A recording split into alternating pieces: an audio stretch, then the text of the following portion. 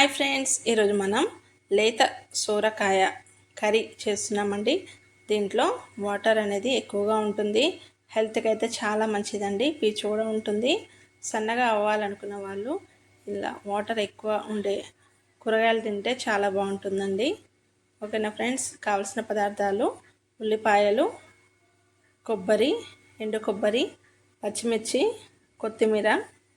ఇవన్నీ అయితే సిద్ధం చేసుకోవాలి. ఈజీ ప్రాసెస్లో అయితే చూపిస్తున్నానండి. ఫస్ట్ అయితే ఎండు కొబ్బరిని మనం మిక్సీ పట్టేసుకోవాలి. దీంట్లోనే మనం పచ్చిమిర్చి శుభ్రం చేసినవి 2 భాగాలుగా చేసుకొని వేసుకోవాలి. అలాగే కొద్దిగా కొత్తిమీర, పుదీనా ఇష్టం ఉన్న వాళ్ళైతే యాడ్ చేసుకోవచ్చండి. ఇలా కొద్దిగా సాల్ట్ వేసేసి మనం మిక్సీ పట్టేయాలి. సోరకాయని కూడా సన్నగా కట్ చేసుకున్నాము. అందులో హాఫే వేసుకున్నామండి. ఇది ఇంకో గిన్నెలో 2 స్పూన్ల ఆయిల్ వేసుకొని కొంచెం వేడైనాక జీలకర్ర వేసుకోవాలి. ఇది ఇందులోనే మనం ఉల్లిపాయలను కూడా యాడ్ చేయాలండి. సన్నగా కట్ చేసిన ఉల్లిపాయలను వేసుకొని కొంచెం ఉడికించాలి సిమ్లో పెట్టేసి. కొద్దిగా ఫ్రెష్ కరివేపాకు కూడా వేసుకొని బాగా కలిపేసుకోవాలండి. ఇలా చేస్తే సొరకాయ తినని వాళ్ళు కూడా ఇష్టంగా తింటారండి. ఒకసారి ఈ విధంగా ట్రై చేసి చూడండి ఫ్రెండ్స్. అలాగే ఫ్రెష్ అల్లం వెల్లిపాయ పేస్ట్ కూడా వేసేసి బాగా కలుపుకోవాలి. ఇలా మొత్తం మిక్స్ చేసుకోవాలి. ఇందులో మనం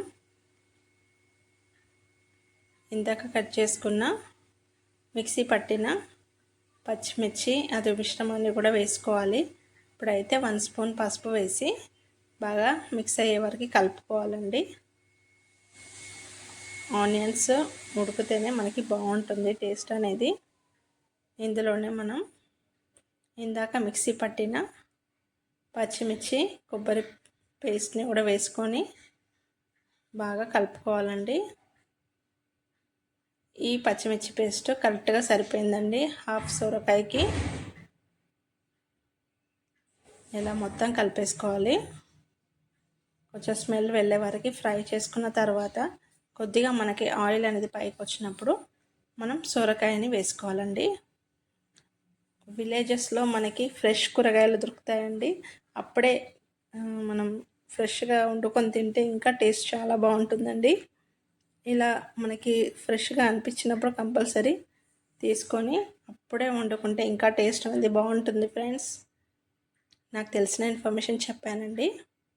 ఇలా మనము మధ్య మధ్యలో కలుపుకుంటూ సిమ్లో పెట్టేసి బాగా ఉడికించాలి. ఓకేనా ఫ్రెండ్స్, మూత పెడితే వాటర్ అనేది ఇంకెక్కువ వస్తాయి కాబట్టి మధ్య మధ్యలో మూత పెట్టి ఉడికించాలి. ఇలా ఆల్మోస్ట్ ఉడికిపోయిందండి. వీడియో నచ్చితే లైక్ చేయండి, షేర్ చేయండి, సబ్స్క్రైబ్ చేయండి friends. Thanks for watching. Bye bye.